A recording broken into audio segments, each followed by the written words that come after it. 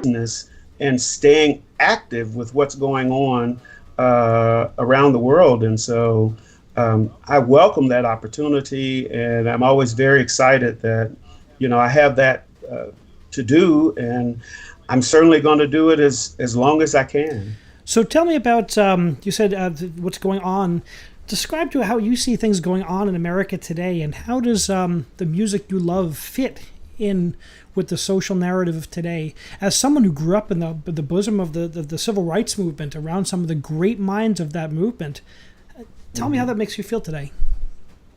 Well, in a way, I'm very encouraged. I wrote a letter a few weeks ago to all of my organizations that I'm involved with, both UK Opera, National Chorale, and the American Spiritual Ensemble, and I talked a little bit about my experience growing up in Alabama, and how I felt like we were going through now what I would call a second civil rights movement. And the difference in this movement and the first civil rights movement was that this movement, you have young people out there. You have young people who are saying that enough is enough. And it's not just young people of color. You have young white kids out there. You have kids of many nationalities out there saying that enough is enough. And I think that when I was growing up, we didn't go to a desegregation didn't happen until I was going into the seventh grade. So, and then of course those were very, very turbulent times as desegregation was taking hold. But if you can imagine, a lot of the young people growing up now, they have been in a mixed environment for most of their lives. And so to see these atrocities happening to one group of people, I think the young people are saying that I can't understand that. I don't think that's right, and I don't think we should do it, and we have to change it. And so they have taken to the streets to say that we want to make this change. And I'm the most hopeful, because I think because the young people are involved, that we have an excellent chance that it's going to take hold this time, that change will happen. There have been a lot of articles written recently after the protests and after the demonstrations, as all of these different organizations were making statements about the situation. Now there are articles about, okay, are these empty words? Or are people going to put some meat behind these words and say, we have these lofty words, but what are we going to do? Point by point, what are we doing to change the culture of our organization? And so what I've been following is the organizations that make those lofty statements and then say, these are the things that we will do. And they have point by point by point.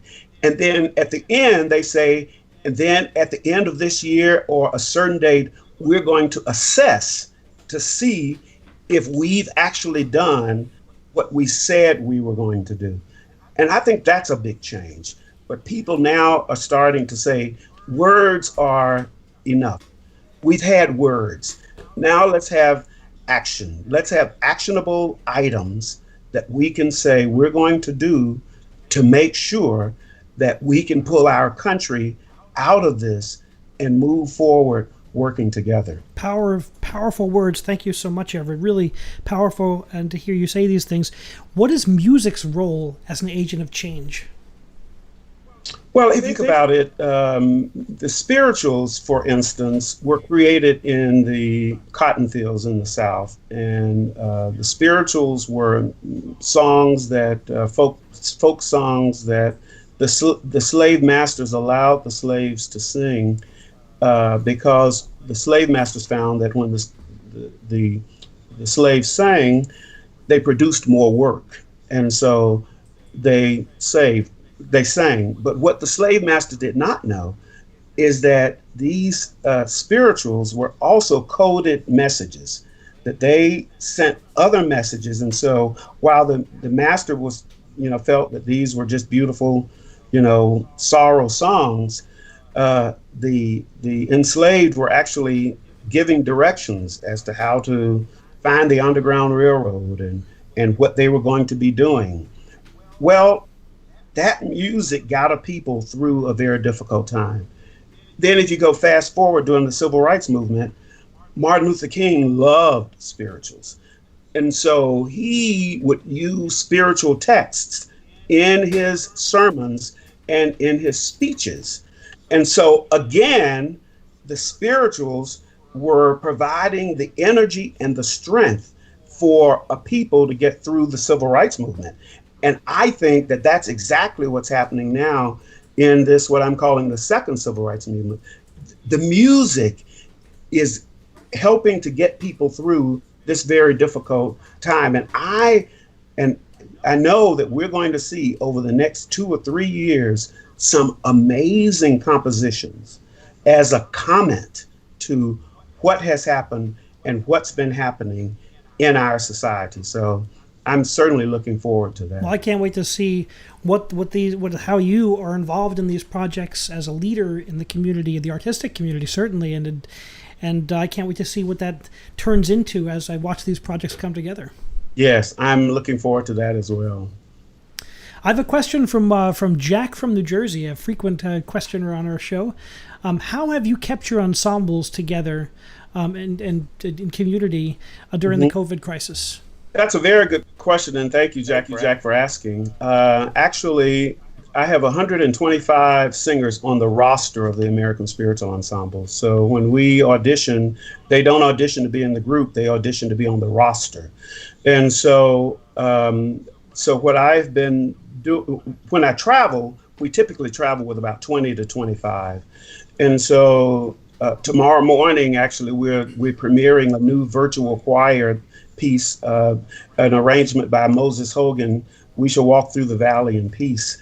And we're doing that for the NATS convention that opens tomorrow. So if you check back on YouTube in about 2 or 3 days, you'll see We Shall Walk Through the Valley in Peace. But we're doing several virtual choir performances. We're collaborating with a couple of choirs in Brazil. We have some more requests to do virtual concerts. And so what we're doing is just doing these virtual concerts. And with so many people on the roster, I can have 20, 25 work on this project, have another 25 work on another project. For We Shall Walk Through the Valley, I think I had about 70 in that choir. So we're just, we're keeping people busy. And the other thing that we're doing is that we're trying to make sure that we pay them, because that's also very important. Yeah, artists are feeling the pinch in incredible ways these days. I know so many of my orchestral colleagues and my opera colleagues have lost almost all their work. I was talking to a famous opera singer yesterday who has lost 5 years of contracts, or uncertain and unsure, and it's scary times for us all.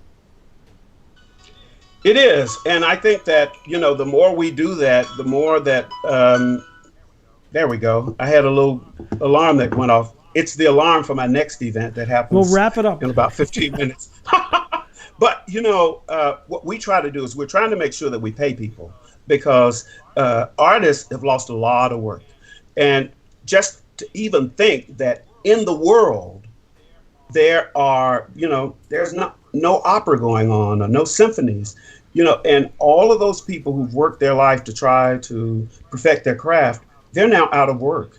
And so what we tried to do is to make sure that, as we engage our artists to do, our professional artists, to do these things, we try to make sure that we're paying them as well. That's noble and necessary. And today, as we're all in this boat together, we're all in this gigantic ship on the storm, and we're going to get through this together.